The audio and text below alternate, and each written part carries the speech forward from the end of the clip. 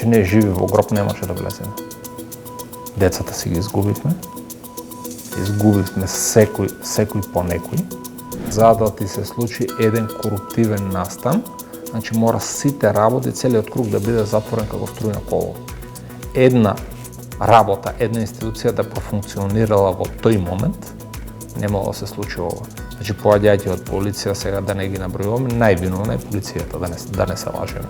Градот е дефинитивно видоизменет. Значи, на секој доаѓање во Кочани делува се потажно и потажно. Буквално срцето ми се кине кога од Кочани се враќам кон Белград. Инспекцијската професија во државава воопшто не е атрактивна. За голем број на европски земји е чудно што во државава има инспектори и што има инспекцијски совет, бидејќи тоа за нив е непоимливо. Треба да се има на ум дека инспекторот не може да оди во надзор без да има налог. Ние не сме безбедни да излеземе во улица бидејќи може некој да не згази. Ние не сме безбедни да одиме на лекар бидејќи може да ни дадат некоја погрешна терапија.